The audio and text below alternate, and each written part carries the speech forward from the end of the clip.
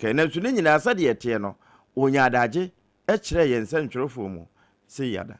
appointment under the then leadership of this country. This appointment na moton. Oh, I know the means being BNC. Obu ha Forest and Emma Security Services. Obu ha we penimu ebia police and immigration and no etimenya ebia protocol slot. Or ebia oni buseni no da komo biagis. You have no control over it. Obu ha said the NDC for buy ya omo protocol slot omo so be ebi. Sa nema no. And Dr. Baumia say on BBC for the digitization. And no delegates akasa o imagine to me. I will not be a hypocrite to pretend say because this is over your crime minimum be akoto foreign scholarship. Oh yes. I'm not talking about it. Okay, who me bacho uni be via wakoto foreign scholarship. Please. Me bacho foreign scholarship. Auto no win. Oh, nipa no auto no sen. I mean the exact amount. Now foreign scholarship. Now security service na busa me no ton. And you no ton no sen. Ton over 100,000. I'm telling you. Over 100,000. Oh yes. Wanwa enti we ya yewura Kofi Ofosun kansa wo for God and country so na wo biebie sansam no so na yewura Felix Fosuku Achia wono kasa emama mpani wono nso de eho anu ye ba ya na wo kyerɛkyerɛ sɛ de mu nsɛm kyɛ wo kyɛ sɛ mpani kura hyɛ sɛ wo munya hwehwɛ mu mapa enko sa scholarship a ɛwɔ amanane ne nyina nso ene wo mu a ɛwɔ man mu die mu mampani dia ba mu die ye nyina bankasiem na ye mampani ho nkomo na panipa ya wono eneda Concerned Farmers Association of Ghana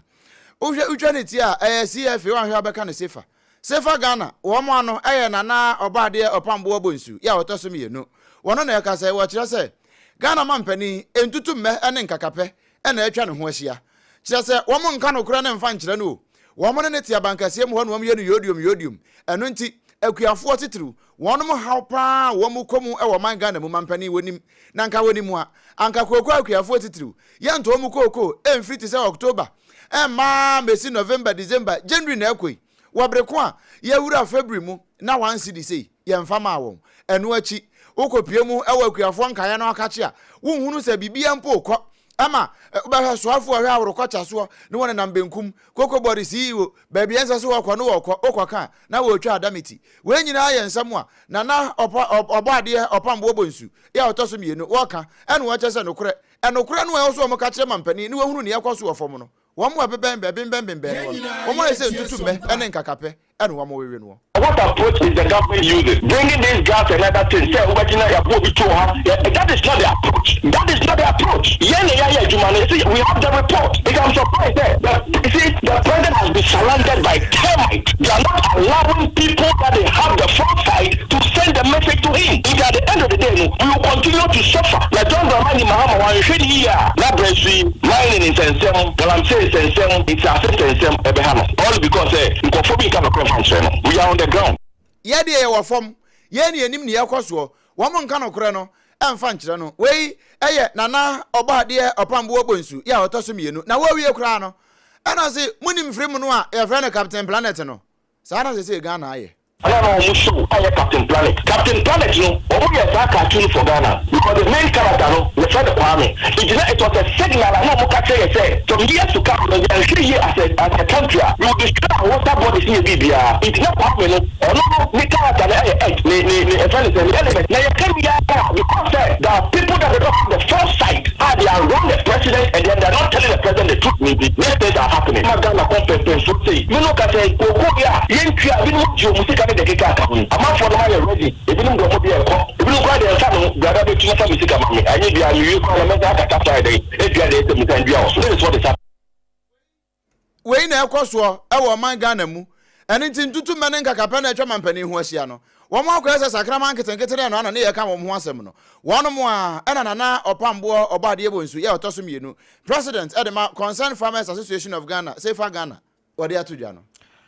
don kuma wa Ghana mra sebedwem wo mo ba no deni wono anso na ye futu mra sebedwani owura Alexander Afenyamakin na eno da bra wo mo ehyiae wokọ akwa ma baaye no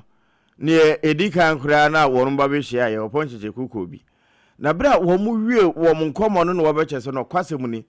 enema binom ha na se wo mo ankyerɛkyerɛ mu ama Ghana fo ante a anhweye ye de wo mo sika bedwa nankan de ntia wo ka saa ne se bra e levy wo ho na abaya wo te so yi saa bra no wo mo opposition wo mo ka setia ya emewie ene pipi aba ho be ye tatata e wo Ghana fo ani so ekoko wie ye no abusua sese woto petrol liter ba ko bia siri ba ko da so na no no sese a trapo sene se de na yi levy de kurate eno achi enkane antomu no wo hamu nche mu adu no nso na akwa kodu na eno nso de tie se de oka no.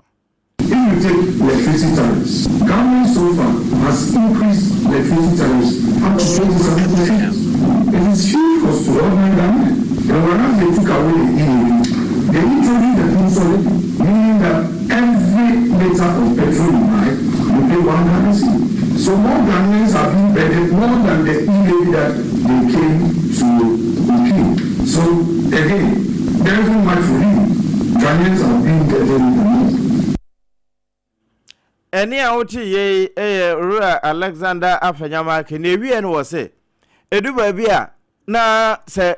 domkase ne kasa e de afa wo mo ho a kire won krofo na wo mo kasa na donkuma ne de wo mo moa emma adwuma e wasa banwe no wontimi nnwo ne yi no wo se hwe democracy na ye ka no ka bi no wo maboa pa titru e wo oman no badwafie ho ama nema kura akoyie. The minority has not been obstructive. We've been largely cooperative. If you look at last year, the ministerial nominees, only 2 or 3 were voted on, but almost all of them, we took them by consensus. And in fact, we approved them on record time because we took a view that we don't have to allow the ministry for civil servants to operate. Government needed to have the ministers to take responsibility. So we set a record time approval for them, which has never happened in our Fourth Republic. Again, if you look at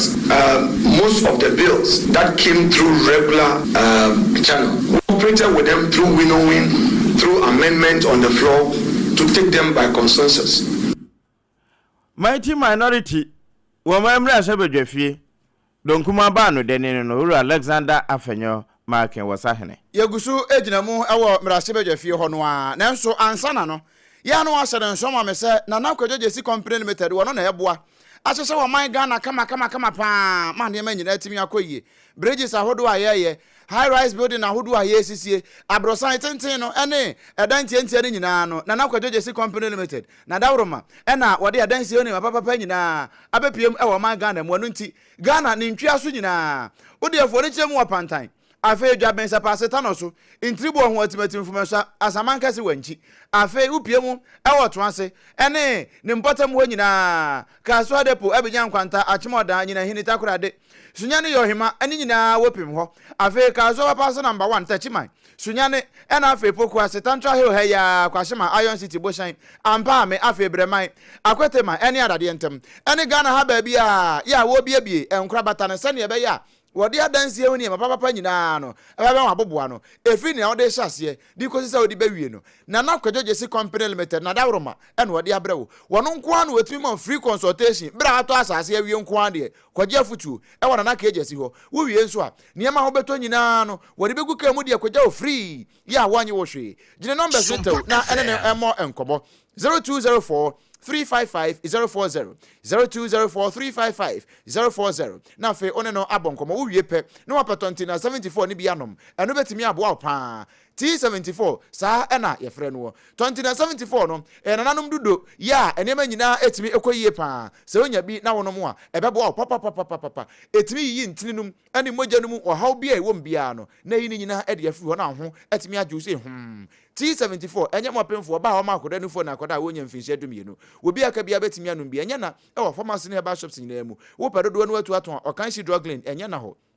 Kumasenso Ashtown Kolena Keba uduru ho a obenya bi ato ye number se bi a openchire mu na pedodo atu aton abetimi afre no 0246 073 498 0246 073 498 ena 0501 628 931 0501 628 931 na one yen abo enkomo na me ka se egusu gina Ghana mrahye bedwafie na ehwa na yegina no yegina mrahye bedwani a wegina made hye wakuma webato mpeso yaso onimnyamfo Ernest yaw anim na ka che ene yegina na wa padwumade bi ho ntoma ato din se apprenticeship to master skill training program ewa ne mpatam ho ne nyina no se wono mu a ewa ne mpatam titiri pa ne mabunu no sabe mpradu asansa no nyuma eya abo wonsa ne etire abokoto no na won mpre sa sansa mpani se sempani to sa na ekọ mabunu diem eno nti wo bahwa ne obetimi aye bia aboa ama ne mpatam ho mabunu won finfiri ho no omonya bibi papa edu omonsa no chena bi no wo ma nkwa nkokura ne hwehwe ne sa so nti wapadwumade ho ntoma ya ode atete mabunu bebre ewo mfinfiri ho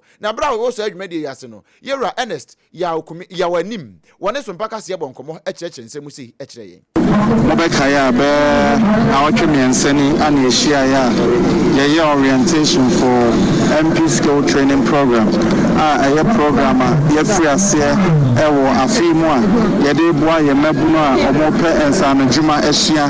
na omo nso enye bi na omo de ahwe omo abusua ene omo cross omo free mu enti na omo djuma bi a ekoso ya medical can say a first cohort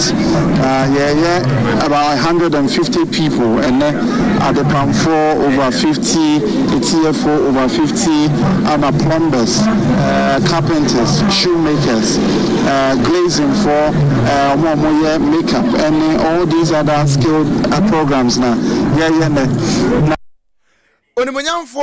yaw Ernest anim eye kumawu mrahye bedwani na wakasa wie yepe ena wonom a saa wo hane aduonumi wo mo anya asomfaso ni bi no wo mo se no kura sabe bayifo ba nani so ade wo mo kan se kire so mpaka se esan hira onimunyamfo kumi sei ye dana sikesie pa ewo ade papa wa ya maye ye ko ani ensusu se bia ye nkola ne ko mbetimi de o madu saate bia we sei enti ye dana sikesie pa meda MP ya ready ma se eno so wetimi ma me so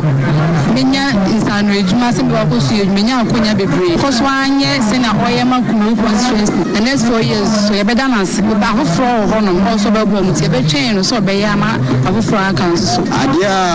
ye MP aye honorable Ernest yaw anim aye dia asaba ko ni na ye kan ni se yakopon hu hia no ontra na hyi afani nko ba bia oso woko no mani bia ebroso se da be ya ntini ma edi achi no omuso benya ade ya yeso enya aso faso wei aye wonom a wo monya mfaso ede afri onimnyamfo Ernest yawanim na djuma pa na dwene pa ya owo ede mamabunu ya wo kumawu abato mpeso ya so no eno ena wo mukirechire mu kama ede kire so mpaka se no sane nsoma me se eye na nakwadwejesi company limited ne kase na waso asene kama no ya toothpaste ene ne brush no ono nso aso na asene ya wode ebre yen pa se wo pe ade papa na ade apose na niam nyina atimi akoye na wanu mu atimi ate kama ya toothpaste ene ne brush no eno ena me kanfo ede ama wo bobode na pe bito sesi a ne bebo twere ne se kira bofra no kwampa won fa so na wonyini a wonfiri ho eno ne se oba kira akoda no kwan ba fa so obetwi si correct na wonyini a watimi atwitwi ne sinyi ya toothpaste ene ne brush enye na ewo shops ahodo nyina mu wo pedodo ne watu aton 0501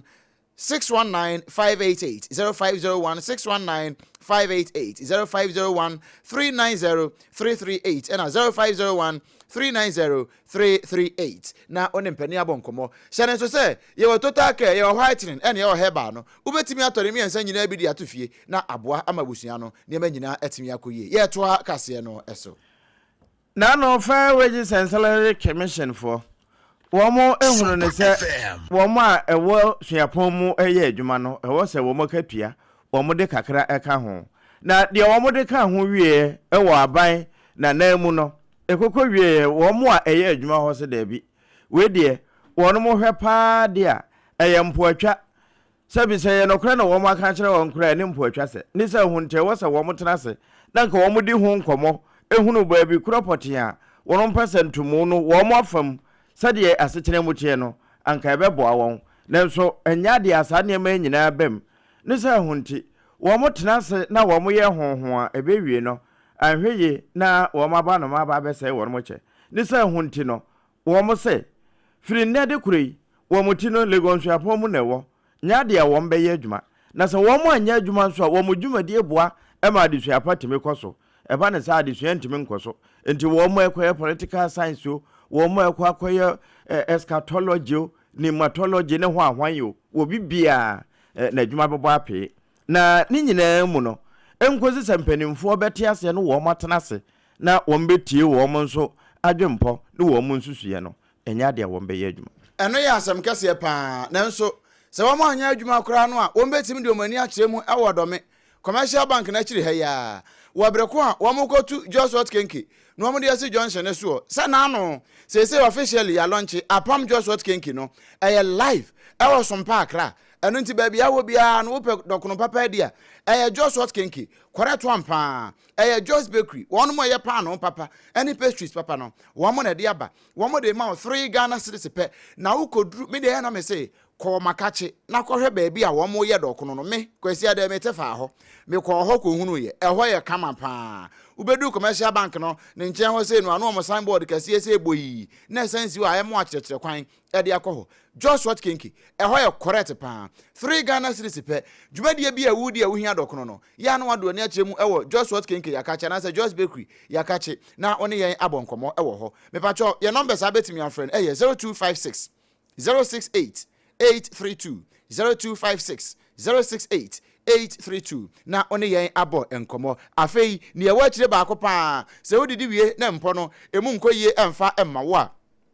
na modern akwakope odiwani akiremu ewo medimafo eba center Dr. Time da so na so ye na me ne wo kasa free na odiwani akiremu na watimi aboa wo na ne manyina atimi akoyie enwedwe ya de stroke anasa odi wo chepe osisi da bia na wakiri bremu na edwa pa diabetes prostate ha ba ma wa hwa aka akusise hypertension kidney failure ya de bia ya kwankro ewo nipadua no mu no odiwani akiremu ewo medimafo eba center wo the time ebre ebeto ya de ne so na watu ase kama ede ama wo mo amopa awo awafo no ya amofo mani akiremu ewo medimafo eba center so ye na monkwaje be ne bi ne ne nyina betimi akoyie pa ede amamo me pa chotie na kira kwan no ewo nkran ha ya poku ase mayira eho na so ye no ewo ena fe kuma senso ebu akwa agogo ne aban sukuu no ho no ene di animhwe ewo ho ne number sa betimi afre no 0244 774 282 0244 774 282 and 0500 727215 0500 727215 ye nyina we so na ye na ne ye hu simape ye ba ye de kase ne ntoaso ebema wo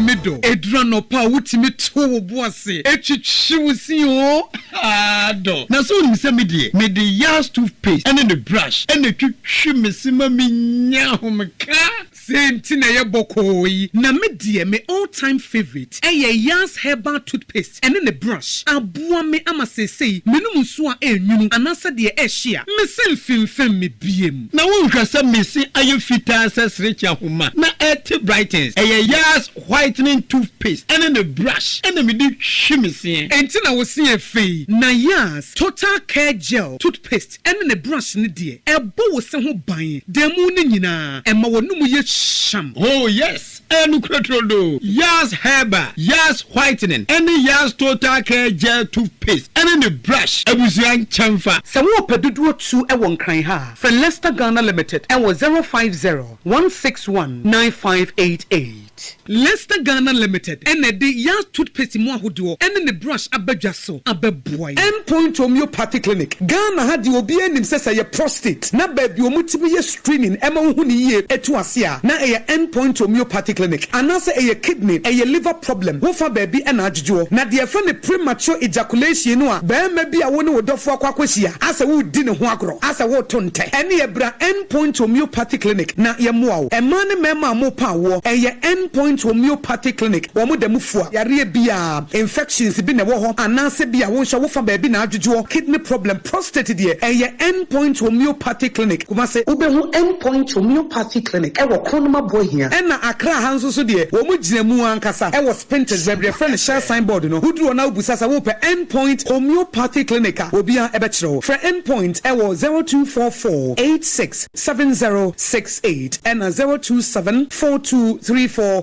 0321 Endpoint Homeopathy Clinic. Womo demu fa. Ewra, me pacho bra na me hwa de wo bag. Bra, aden. Ena nso biem. Hey, time heba me hye ya me kan se yi ba kwin. Ani wayi me ensen. Bra, sanya time heba me hye esia gyimi ni me fiefo enya de abako ebeso yen. We de udi se ofa ni nyina. Time heba me hye me kase me di one dance ya heaven ena de mekwa akopie. Enti se malaria we draw ne time heba mixture. Enye enunku o de nanum oto a wontimi ani die no. Time heba mixture duro no ena eye ma wo. Oba a wofa afuro de wo ma akwada nofo. Ene akwada woni mfie dumienu entimi num aduro yi bi. Se obeto aduro yi bi anuma, hwe se wakọ hospital anase lab ameye hu se wo atudie malaria yi bi ansa. Se o petam heba mixture enu dudu atu a, fo ani kire KNG Herbal Center ewo Emrom Abidjan House. Ana ba akoso wo atonsu Monaco Junction. Eno echi ubenya bi atowo over the counter medicine sellers. Ene herbal shop dodo na emu. Fre 0244 417669. Kayo, set time no TIME. Time Herbal Mixture. Afi malaria fever bi adani ziba ewo munu betu ako. FDA aje ejodi nkratu yi atu. Tontonte. Yenum sane efa adwen. Ne efa adwen ampa. Say na num se bre bi beba ama tonti na 74 opa ye ne simple. T74 abeye adru. Tonti na 74 ana T74 asa twe ya dwene esina nanom dodo so. Se de na dodo bua ma na nanom enyare basabasa no saa na tonti na 74 ana T74 ebu anipadua no. Emo immune support enti obi onum bie no abre bia ne ho den. Tonti na 74 yinso ya ye ne se nsuo krokro wa kama enti ba bia wonam bia obetimi de wade akọ. Samene wa ankefi na ekroyi eda no nko na wie ye wa bra mennom T74. Se mennom tonti na 74 menya hodin mennom ne da bia. T74 yi eye hahama ene ye de aye na DHC ena aframa na ye kama saa no. T74 ahoden ni apomuden ko a. Woko pharmacy ana ba bia to nwo bia ubenya tonti na 74 yi bia to. T74 yi enye ma oba wa fafuo ana obi a oma nufuo ana se obi a onya mfie dumienu. Etu phone 050-162-8931 and 0246-073-498. FDA agi ejedi nkratu yi atum.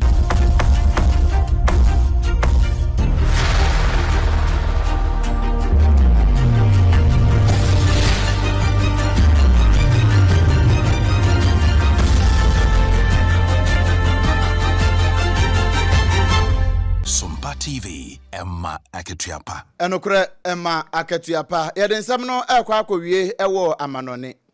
Na wa amanone nsemu no. Nano ana me ofa Donald Kwaku Trump. Wa yesa wa soma